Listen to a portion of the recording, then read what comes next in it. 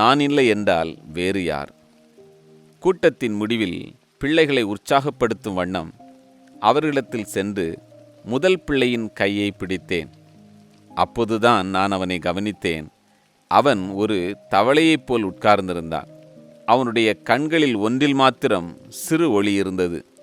அவன் என்னை பார்த்து சிரித்து கொண்டே பிரைஸ் த லார்ட் அங்கிள் என்றபோது அவன் பெயரை கேட்டேன்.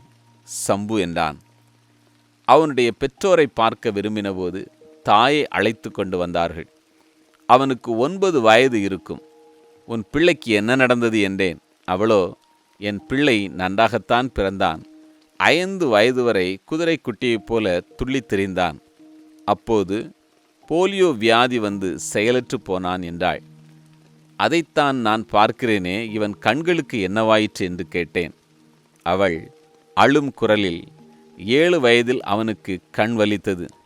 பக்கத்தில் இருந்தவர்கள் எருக்கன் பாலையும் ஆல மரப்பாலையும் விட்டால் சரியாகும் என்று சொல்ல, அதனை செய்தபோது பிள்ளை வீறிட்டு அழுதான். ஒரு கண் பிதுங்கிவிட்டது. அடுத்த கண்ணிலும் 25% ஒளியே உள்ளது என்றாள். அவர்களுடைய அறியாமையை எண்ணி கண் கலங்கி நான் நின்றபோது சகோதரன் சாந்தப்பன் ஓடி வந்து, அண்ணன், இவன் கதை தெரியுமா என்று கேட்டார். இப்போதுதான் அறிந்தேன் என நான் கூற, இல்லை அண்ணன், முழுவதும் சொல்லியிருக்க மாட்டார்கள். இவன் என்னோடு 13 கிராமங்களுக்கு ஊழியம் செய்ய வருகிறான் என்று சொல்லியபோது என்னால் நம்ப முடியவில்லை. இவனை சைக்கிளில் வைத்து கொண்டு போக முடியாதே என்று நான் சொன்னபோது அவன் தன் 4 கால்களில் ஊர்ந்து வந்து நான் பாடும்போது கூட பாடுவான். பின்னர் நான் பிரசங்கிக்கும் போது ஜெபித்து கொண்டிருப்பான். அது முடிந்ததும் தன் வாயில் கைப்பிரதிகளை எடுத்துக்கொண்டு ஊர்ந்து சென்று மற்றவர்களுக்கு தருவான் என்றபோது எனக்கு கண்ணீர் வந்தது. நான் சம்புவை பார்த்து கேட்டேன், ஏன் இப்படி செய்கிறாய் என்றபோது, நான் செய்யாவிட்டால் என் ஜனத்திற்கு யார் சொல்வார்கள் என்றான். உடனே அவனை எடுத்துக்கொண்டு போலியோ விடுதியில் முதல் ஆளாக சேர்த்து கொண்டோம். பின்னர் வேலூர் கிறிஸ்தவ ஆஸ்பத்திரியில் 12 அறுவை சிகிச்சைகளை செய்து அவனை நேராக நிமிர்த்தினோம். கண்களிலும் சிகிச்சை செய்து படிக்கத்தக்கவனாக்கினோம். இப்போது அவன் நடப்பான். அவன் சிகிச்சை முடிந்து திரும்பி வந்தபோது, இப்போது நடக்கிறாயே, என்ன செய்ய போகிறாய் என்றபோது, இப்போது இயேசுவை இன்னும் வேகமாக சொல்லப்போகிறேன் என்று சொல்லி 10வது வகுப்பு முடித்து நம்முடைய வேதாகம பள்ளியில் படித்து தற்போது சுவிசேஷ ஊழியத்தினை தன்னுடைய பகுதியில் செய்து வருகிறான். கூடவே 5 பிள்ளைகளை பராமரித்தும் வருகிறான். முடவன் கெம்பீரிப்பான் என்பது எத்தனை உண்மை! இன்றும் அநேக சம்புக்கள் தன் ஜனத்தின் மேல் பாரம் கொண்டவர்களை தேவன் எழுப்புவாராக. கால் மிதிக்கும் தேசம் கர்த்தருக்கு சொந்தம். ரேணுகூட் ஒரு தொழிற்சாலை பட்டினம். பிர்லாவினுடைய பல தொழிற்சாலைகளால் மக்களுக்கு வேலைவாய்ப்புகள் பெருகியிருந்தது. அதனுடைய ஆரம்ப நாட்களிலேயே ஏலி மிஷனரிகள் அங்கு போய் சேர்ந்தனர். ரெவரண்ட் டேவிட் சார்லஸ் லூயிஸ் என்பவர் குடும்பத்தோடு கூட இங்கே வேலைக்கு வந்து கிறிஸ்தவ மக்களை ஒன்று கூட்டி சபை உருவாக்க நினைத்து முயற்சிகளை எடுத்தார். அந்த மக்களுக்குள் அநேகர் கேரளாவைச் சேர்ந்தவர்கள். குறிப்பாக ஆர்த்தடாக்ஸ் சிரியன் சபையை சேர்ந்த அந்த மக்கள் பெந்தேகோஸ்தே மிஷனரியான ரெவரண்ட் DC லூயிஸோடு இணைந்து செயல்படுவதில் அநேக சிக்கல்கள் இருந்தன. சில உத்தரப்பிரதேசத்தை சேர்ந்த கிறிஸ்தவர்களும் இருந்தார்கள். துர்ரா என்ற இடத்தில் ஒரு உயர்ந்த அணைக்கட்டையும் அரசாங்கம் கட்டி வந்தது. அதில் வேலை செய்ய வந்த லக்னோவை சேர்ந்த சகோதரர் வில்லியம்ஸ் மீது மிஷனர்களுடைய கண்கள் விழ அவரை உற்சாகப்படுத்தி ஊழியக்காரனாக மாறுவதற்கு ஏதுவாக ஹர்தோயி என்ற இடத்திலுள்ள வேதாகம பள்ளிக்கு அனுப்பி படிக்கச் செய்து இந்த சபைக்கு ஊழியக்காரராக அபிஷேகம் பண்ணினார். இங்கே சபைக்காக ஒரு நிலமும் வாங்கப்பட்டது. ஊரை விட்டு 4 கிலோமீட்டர் தூரத்தில் உள்ள சரியான பாதையற்ற இடம் அது. அந்த இடத்தில் ஞாயிறு பள்ளி நடத்துவதற்கு என்று ஒரு சிறிய அறையும் பாஸ்டர் தங்குவதற்கு வீடும் கட்டப்பட்டது. ஒரு பெரிய ஆலயத்திற்கு அஸ்திபாரம் தோண்டுகையில் கேரளாவை சார்ந்தவர்கள் அந்த ஞாயிறு பள்ளி அறையிலேயே நடந்து கொண்டிருந்த ஆராதனையில் தகராறு செய்யவே ஒரு சில விசுவாசிகளை மாத்திரம் கொண்ட சிறு கூட்டம் மாத்திரம் மிஷனரியோடு தங்க மற்றவர்கள் பிரிந்து போனார்கள். கொஞ்ச காலத்திற்கு பின் ரெவரண்ட் டிசி லூயிஸும் அந்த இடத்தை விட்டு தாயகம் திரும்பினார். பாஸ்டர் எஸ் வில்லியம்ஸ் மிகுந்த சொற்பமான உதவித்தொகையுடன், ஆனால் 9 பிள்ளைகளுடைய பெரிய குடும்பத்துடன், பலவீனமான மனைவியுடனும் ஊழியத்தினை செய்து கொண்டு வந்தார். சபையில் ஒரு புதிய நபரும் சேர்ந்ததில்லை. சில வேளைகளில் 4 பக்கத்திலும் இருந்த நில சொந்தக்காரர்களால் மிகவும் நெருக்கம். குடிப்பதற்கான தண்ணீர் வசதியோ கழிவறையோ பாஸ்டருடைய குடும்பத்திற்கு இருந்ததில்லை. அதை குறித்து சபையார் ஒருவரும் கவலைப்படுவதும் இல்லை. அத்தனை இடர்பாடுகளுக்கு இடையிலேயும் அவர் உண்மையாக இருந்தார். சில வேளைகளில் அருகிலுள்ள ஓப்ரா, ரேணுசாகர் என்ற பட்டணங்களுக்கு போய் அங்கேயுள்ள கிறிஸ்தவர்களுக்கு வீடுகளில் கூட்டங்களை நடத்தி வந்தார். சில சமயங்கள் அந்த சபையில் ஆவியானவரின் அசைவாடுதல் ஏற்பட்டதும் உண்டு. ஆனால் அதனை தக்க வைக்கவோ சபைக்கு பலனில்லாமல் இருந்தது. 1980ஆம் ஆண்டு ஏலிம் மிஷனரி சங்கம் அதன் சொத்துக்களை நிர்வகிக்கும் பொறுப்பு முழுவதும் ஜேம்ஸுக்கு தந்தார்கள். அங்கே இருந்த பிர்லா கம்பெனி அந்த நிலத்தின் மறுபக்கத்தில் ஒரு தொழிற்சாலை ஆரம்பிக்க முயற்சி செய்தது. அதற்கு கடந்து செல்ல மெயின் ரோட்டிலிருந்து இந்த மிஷன் நிலம் வழியாகத்தான் போக வேண்டியதிருந்தபடியால் என்னை அணுகினார்கள். அதன் மூலம் அடைத்து கொண்டிருந்த கான்ட்ராக்டர் ஒருவர் வழி கொடுக்க நேரிட்டதால் ஒரு பெரிய பிரச்சனைக்கு முற்றுப்புள்ளி வந்தது. கூடவே நிலத்தினுடைய விலை பல மடங்கு உயர்ந்தது. தனித்திருந்த அந்த நிலத்தினை சுற்றி குடியிருப்புகள் அமைந்தது. அந்த சாதக சூழ்நிலைகளை மனதிலே கொண்டு கம்பெனியிடத்தில் சில சலுகைகளை கேட்டு வாங்கி நான் அனுமதி அளித்தேன். ஆலயத்தை சுற்றி ஒரு சுவரும் கட்டப்பட்டதினால் அது பாதுகாப்பானது. மீதி இருந்த நிலத்தின் ஒரு பக்கத்தில் ஒரு கல்லறை தோட்டமும் இருந்தது. அதனை விட்டுவிட்டு ஒரு ஆங்கில மொழி பள்ளி அந்த இடத்தில் உருவாக்க முயற்சிகளையும் எடுத்தோம். சகோதரர் ஜெயசிங் டேவிட் இந்திய விமானப்படையில் பணிபுரிந்து வந்தவர். அதிலிருந்து விடுப்பு பெற்ற பின் சொந்த ஊரான நாகர்கோயிலுக்கு திரும்பியவுடன் ஒரு சிறிய கயிறு உண்டாக்கும் தொழிற்சாலையை ஆரம்பித்து மிகவும் நஷ்டப்பட்டார்.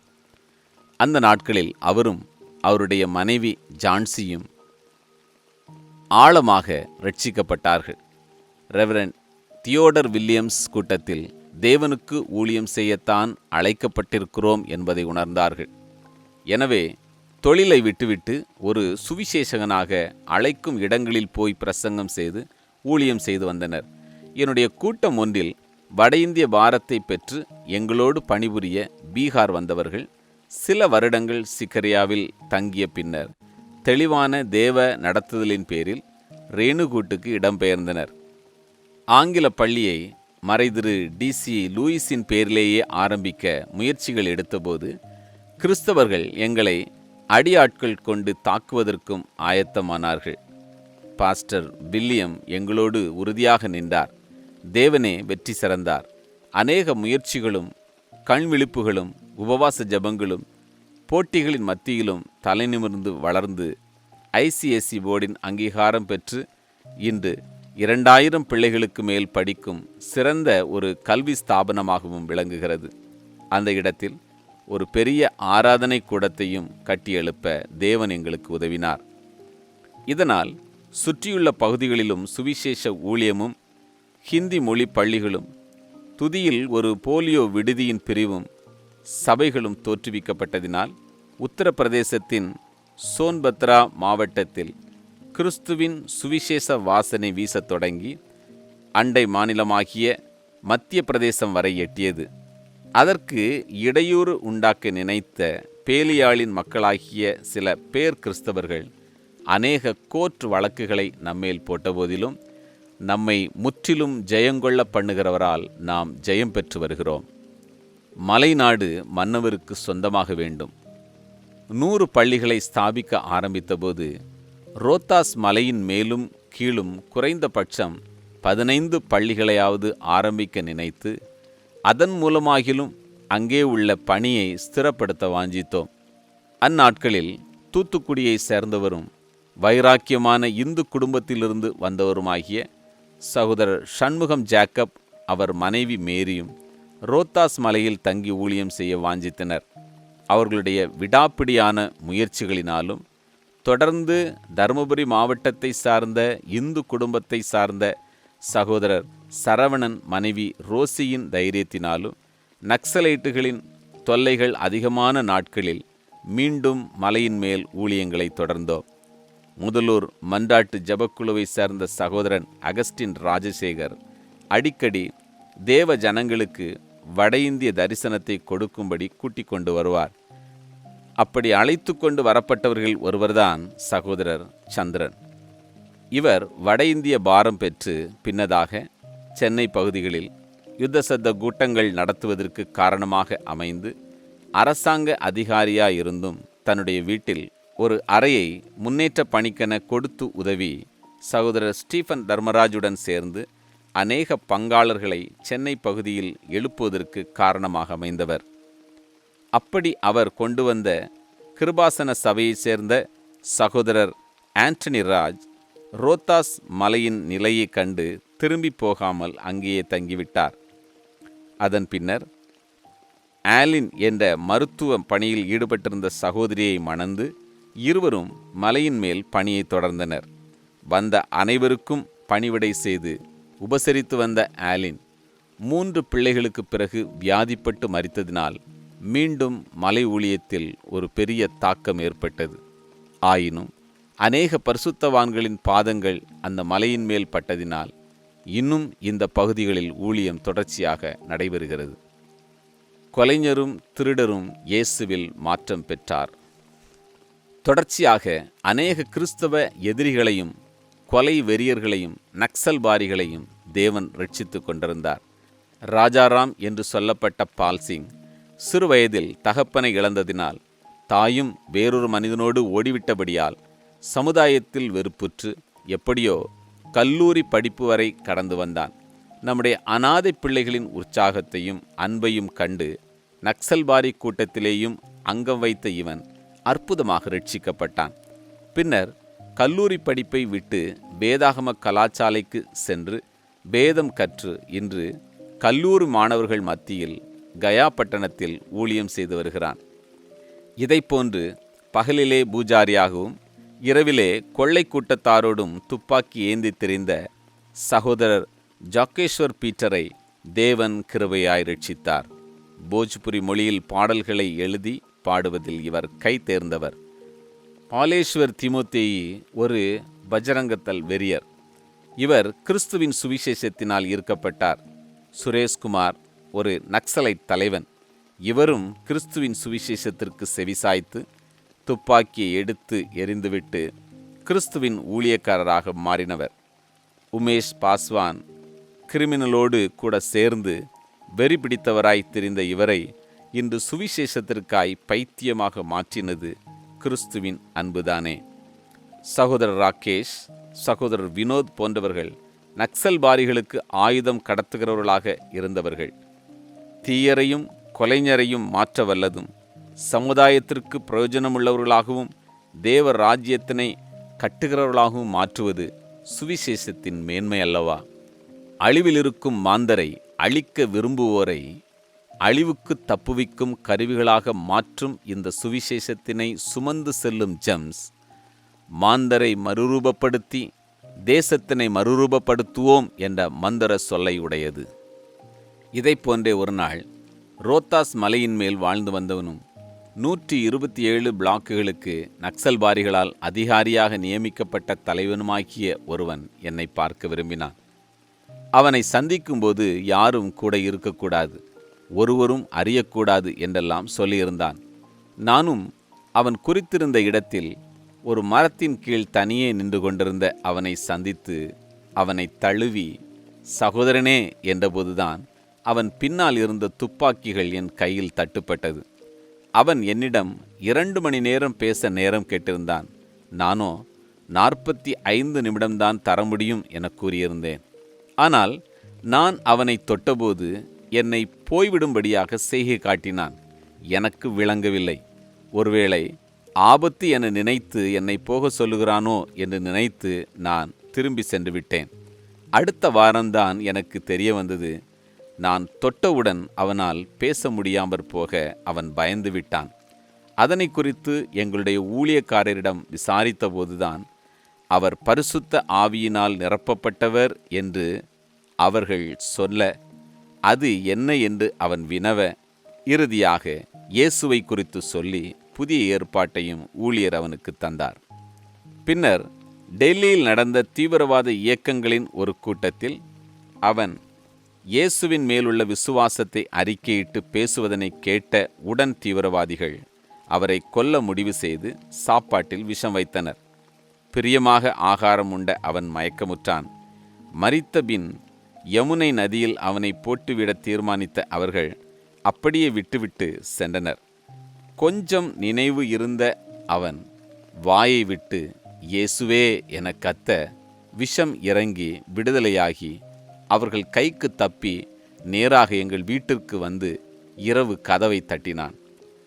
திறந்து பார்த்தபோது இயேசு ஜீவிக்கிறார் என்று கூறி தனக்கு நடந்ததை சொல்லி இனி இயேசுவுக்காக வாழப்போவதாகவும் தன்னை நல் கிறிஸ்தவனாக மாற்ற உதவி செய்யுமாறும் வேண்டினான்.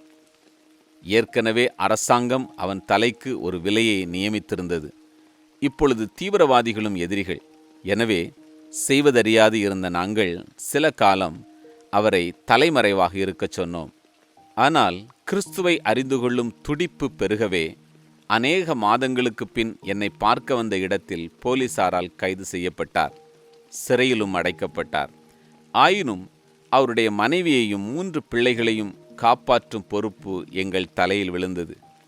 அந்நாட்களில் தீ விபத்தில் அவருடைய மூத்த மகள் 11 வயது நிரம்பியவள் மரித்த செய்தியை அவருக்கு எப்படி சொல்வது என்று நினைத்தபோது அவர், இயேசுவிடம்தான் என் மகள் சென்றிருக்கிறாள், அங்கே போகும்போது அவளை பார்த்து கொள்கிறேன் என்று கூறிய வார்த்தைகள் அவருடைய அசையாத விசுவாசத்தை காண்பித்தது. இன்னும் சிறைச்சாலையில் தன்னால் இயன்ற ஊழியத்தினை தான் செய்வதோடு எங்களையும் அழைப்பித்து கைதிகளுக்கு கிறிஸ்துவின் அன்பையும் நம்முடைய நற்கிரியைகளையும் விளக்கி வருகிறார். இப்படியே இன்னொரு தலைவரையும் ஆதாயப்படுத்தி கிறிஸ்துவின் தொண்டராக மாற்ற தேவன் உதவி செய்தார். அவரும் தன்னால் முடிந்த அளவு ஆண்டவருக்கு பணி செய்து வருகிறார். பெண்ணானால் என்ன? கிறிஸ்துவின் பணியில் பெண்களும் அதிகம் தேவைப்படுவதால் பெண்களுக்கென்றும் ஒரு சீஷத்துவ பயிற்சியை ஆரம்பிக்க ஜெபித்து முடிவு செய்தோம். ஆனால் சமூக விரோத சக்திகள் அந்த பெண்களை குறிவைத்து தாக்கினதினால் அங்கிருந்து ஜெம்ஸ் வளாகத்திற்கு அதனை மாற்றினோம். சகோதரி தங்கத்தாய் முதலிலும் பின்னர் சகோதரி பாக்யலதாவும் இதற்கு பொறுப்பாய் இருந்து பயிற்சி அளிக்கின்றனர். சகோதரி ரெஜினா, சகோதரி தங்கத்தாய், சகோதரி பாக்யலதா போன்றோர் பள்ளியில் வேலை செய்ய வந்தவர்கள் பின்னதாக ஊழிய பொறுப்பினை ஏற்றுக்கொண்டு மிஷனரிகளாய் மாறினர். இவர்கள் மூலம் சிறு பிள்ளைகளை கர்த்தருக்குள் வழிநடத்தும் சிறுவர் துறையும் ஆரம்பிக்கப்பட்டு அவர்களுக்கென புத்தகங்கள், பாடல்கள், மாதாந்திர பத்திரிகை மற்றும் உபகரணங்கள் தயாரிக்கப்பட்டு ஆயிரமான பிள்ளைகள் இன்றைக்கு சந்திக்கப்படுகிறார்கள். கூடவே சகோதரி வாசுகி, ராணி, கேத்ரின் போன்றவர்களும் திருமணம் செய்து கொள்ளாமலேயே தேவ பணியில் தங்கள் வாலிபத்தினை ஊற்றி தேவ ராஜ்யம் ஸ்தாபிக்கும் பணியில் ஈடுபட்டுள்ளனர். இருண்ட பிரதேசங்களில், அறியப்படாத இடங்களில் தேவ ராஜ்யம் ஸ்தாபிக்கப்பட இப்படிப்பட்ட தியாகங்கள் செய்ய வேண்டியது அவசியமாகிறது அல்லவா? இன்றைக்கு 20 பெண்கள் பயிலத்தக்க அழகான கட்டிடத்தினையும் தேவனே தந்துள்ளார். இதைப் போலவே கிறிஸ்துவை ஏற்றுக்கொண்டதினால் ஒடுக்கப்பட்ட, தள்ளப்பட்ட பெண்களுக்கும் 1 வருட தையல் கலையை கற்றுக்கு தந்து பின்னர் ஒரு தையல் மிஷனையும் தந்து அவர்கள் மற்றவர்களை பயிற்றுவிக்கத்தக்கதாக உருவாக்கி வருகிறோம். 2வது நிலையத்தினையும் ஸ்தாபிக்க முயற்சிகள் எடுத்து வருகிறோம்.